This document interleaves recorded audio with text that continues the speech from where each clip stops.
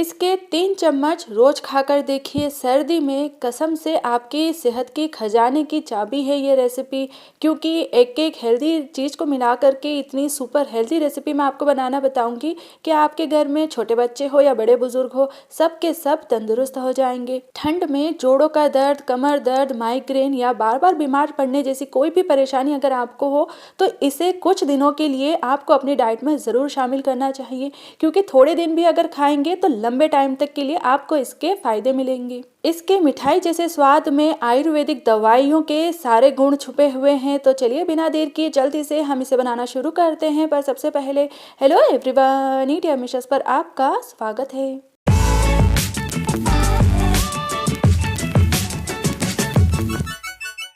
तो इसके लिए सबसे पहले हम लेंगे 1 कप फूल मखाना, जिसे इंग्लिश में लोटस सीड्स और फॉक्सनट भी कहा जाता है।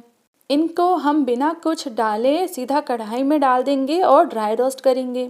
जब भी आप कोई हेल्दी चीज़ बना रहे हो उसमें थोड़े से अगर फूल मखाना डाल देंगे तो वो सुपर हेल्दी हो जाएगी, क्योंकि ये मखाना सुपर हेल्दी फूड कहलाते हैं। इसमें ढेर सारे विटामिन्स और मिनरल्स पाए जाते हैं जो कि शरीर में किसी भी न्यूट्रिशन की कमी नहीं होने देते हैं और ढेर सारे फायदे देते हैं। तो यहाँ पर बस 2 से 3 मिनट इनको हमें भुनना है। जब ये थोड़ा सा कलर चेंज करने लगे और तोड़ने पर क्रिस्पी हो जाए तो बस इनको हम निकाल लेंगे और साइड में रख लेंगे। इसके बाद कढ़ाई में हम 3 टेबल स्पून देसी घी डालकर गरम करेंगे। फिर आप देखिए हमें लेना है 1/4 कप गोंद, जिसे ढिंक भी कहा जाता है और इंग्लिश में एडिबल गम कहा जाता है। ये किक्कर बबुल का गोंद होता है जो कि सर्दियों में खाया जाता है। इसके लड्डू खास तौर पर बनाए जाते हैं, लेकिन आज ये हम इसकी लड्डू से भी ज़्यादा हेल्दी रेसिपी बनाएंगे, जिसके लिए हमें बस ये करना है कि इनको मिक्सी में डालकर पीस कर इसका एक फाइन पाउडर बनाना है। अगर गोंद आपका थोड़ा बड़ा साइज का हो, बड़े टुकड़े हो उसके, तो एक बार आप उनको खलबत्ते में क्रश करके फिर मिक्सी में पीस सकते हैं। तो ये मैंने इसको अच्छे से पीस लिया है और आप देखिए बहुत अच्छे से गोंद का ये पाउडर बनकर के तैयार हुआ है। बारीक इस तरह से हमें इसको पीस कर लेना है। अब इसे कढ़ाई में जो घी डाला हुआ है उसमें डाल देंगे। घी जो है ये मीडियम आंच पर हमें अच्छे से पहले गरम कर लेना है और फिर ये गोंद का पाउडर डालना है, ताकि जैसे ही इसे हम इसमें डालेंगे तो ये अच्छे से इसमें फ्राई होने लगेगा। हमें यहाँ पर जो ये गोंद का पाउडर डाला है इसको अच्छे से फ्राई कर लेना है, क्योंकि इसमें आयुर्वेदिक मेडिसिनल प्रॉपर्टीज़ होती हैं। तो ठंड में इसको खाया जाता है, जिससे कि ये जोड़ों के दर्द में राहत देते हैं, रीढ़ की हड्डी को मजबूत बनाते हैं, जिसकी वजह से जो जच्चाएँ होती हैं यानी कि जो न्यू मदर्स होती हैं, स्कूल जाने वाले बच्चे होते हैं, बड़े बुजुर्ग होते हैं, उन सब के लिए इसको बहुत अच्छा माना गया है। तो ठंड के मौसम में कैसे ना कैसे इसको ज़रूर से हमें अपनी डाइट में शामिल करना चाहिए। इसके लिए मैं आपको इसकी बहुत ही ज़्यादा शानदार ये वाली रेसिपी बता रही हूँ। तो बस आप देखिए इस तरह से ये हो जाना चाहिए। जब इसका कलर आपको दिखे कि वाइट हो गया है, फिर हमें इसमें दूध ऐड करना है। हमें यहाँ पर 500 ml दूध लेना है, यानी कि 2 कप दूध इसमें डाल देना है और इसे डालकर कंटिन्यूसली इसे मिलाते हुए बॉईल करना है।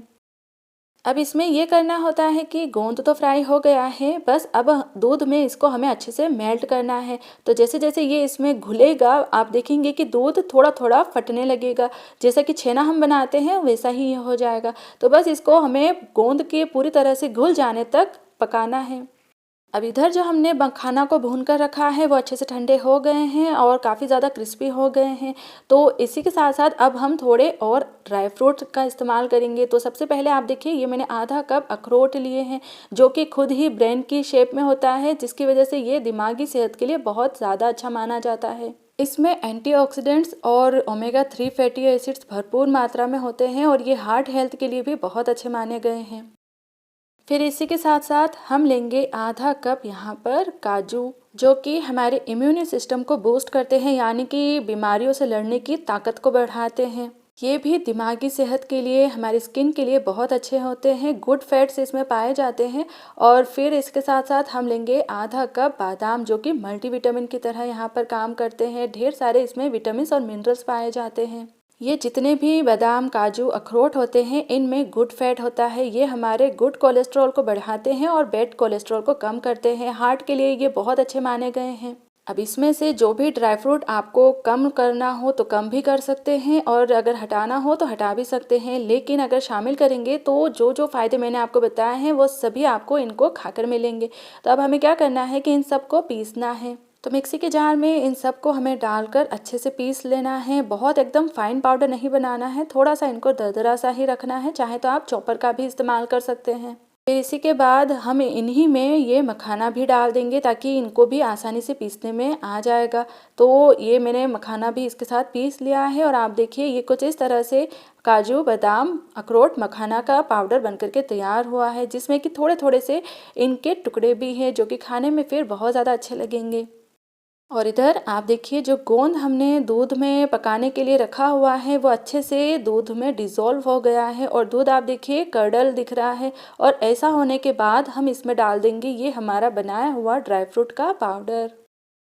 फिर इसे हमें अच्छे से इसमें मिक्स करना है और साथ साथ इनको पकाते जाना है। गैस की आंच को हमें स्लो पर ही रखना है ताकि ये अच्छे से कुक हो जाएंगे और लगातार इनको चलाते रहना है।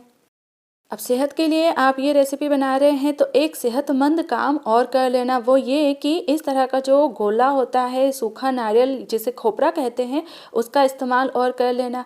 इसको बस थोड़ी सी मेहनत करके कद्दूकस कर लेना, जिससे कि आपका दिल मजबूत होगा और इम्यून सिस्टम बूस्ट होगा, क्योंकि इसमें नेचुरल फैट रह जाएगा। अगर आप यहाँ पर डेसिकेटेड कोकोनट इस्तेमाल करेंगे तो फिर उसमें आपको बस स्वाद मिलेगा, सेहत नहीं मिलेगी।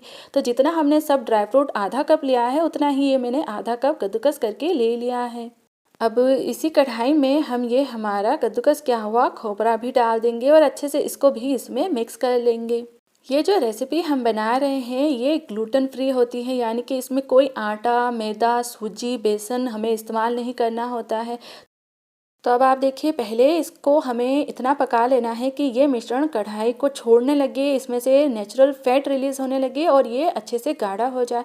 फिर उसके बाद जो भी इसको मीठा करने के लिए हमें डालना है वो ऐड करना है। तो यहाँ पर अगर आपको चीनी से कोई शिकायत ना हो तो आप अपने स्वाद के अनुसार इसमें चीनी डाल सकते हैं, लेकिन हेल्दी रेसिपी बना रहे हैं तो चीनी डालकर उसका मज़ा क्यों ख़राब करना। मैं यहाँ पर इसमें आधा कप ये गुड़ डाल रही हूँ, जो कि इसे सर्दियों वाला खास स्वाद भी देगा। और गुड़ में कितने ज़्यादा फ़ायदे होते हैं ये तो मुझे आपको गिनाने की ज़रूरत ही नहीं है। अगर आप चाहें तो इसमें मीठा करने के लिए जो छुहारा होता है वो भी डाल सकते हैं। मैं इसे अलग अलग तरीके से बनाती रहती हूँ, तो एक मैंने इसकी रेसिपी छुहारे डालकर भी बनाई हुई है। तो अगर आप डायबिटिक पेशेंट के लिए ये बना रहे हैं तो छुहारों को पीसकर आप इसमें डाल सकते हैं। फिर आप जानते हैं ये क्या चीज़ है? ये है एक ऐसा मसाला जिसमें जितनी ज़्यादा खुशबू है उससे कई गुना ज़्यादा इसमें ताकत है, एंटीऑक्सीडेंट्स है, जो कि तरह तरह के वायरल इन्फेक्शन से शरीर को बचाते हैं, इम्यूनिटी को बूस्ट करते हैं। तो हमें इसको बस इस तरह से कद्दूकस करके ऐड करना है। आप चाहें तो इसका एक छोटा सा टुकड़ा क्रश करके पाउडर बनाकर भी इसमें डाल सकते हैं। मैंने इसको बस इस तरह से इसमें घिस लिया है। फिर इसके बाद आप देखिए ये मैंने लिया है 1 टेबलस्पून अदरक का पाउडर, जिसे जिंजर पाउडर, सूंठ का पाउडर या सौंठ का पाउडर भी कहा जाता है, ये हम इसमें डाल देंगे। फिर उसके बाद 1 टेबलस्पून ये मैंने सफ़ेद मिर्च का पाउडर लिया है, जिसमें विटामिन सी होता है और आँखों की रोशनी के लिए ये बहुत अच्छी रहती है। तो अगर आप पढ़ने वाले बच्चों के लिए इसे बना रहे हैं तो इसे डालना बिल्कुल भी मत भूलिएगा। फिर ये 1 टीस्पून हरी इलायची का पाउडर डाल देंगे। अगर आपको कमर दर्द की शिकायत हो तो एक गंठोड़ा का पाउडर भी आता है, वो भी आप इसमें ऐड कर सकते हैं। अब इनको भी हम अच्छे से इसमें मिक्स कर लेंगे और जब तक इसमें गुड़ पूरी तरह से मिक्स ना हो जाए, अच्छे से ये पक ना जाए, तब तक इसको हम भून लेंगे। इसे हम सर्दियों की दवाई के तौर पर बना रहे हैं, लेकिन इसका जो स्वाद होता है वो बहुत ही ज़्यादा अच्छा होता है। एक तो सब ड्राई फ्रूट्स का स्वाद होता ही है, साथ ही गोंद को दूध में जब हम पका कर लेते हैं तो उसका भी इसमें एक अलग ही स्वाद आता है। तो यहाँ पर आप देख सकते हैं ये अच्छे से गाढ़ा हो चुका है और किनारों पर अगर आप गौर करेंगे तो थोड़ा थोड़ा घी और इनका नेचुरल फैट दिख रहा है और कढ़ाई में ये बिल्कुल भी नहीं चिपक रहा है। तो बस अब ये बिल्कुल तैयार है। इसको हम गैस बंद करेंगे और एक बाउल में निकाल लेंगे।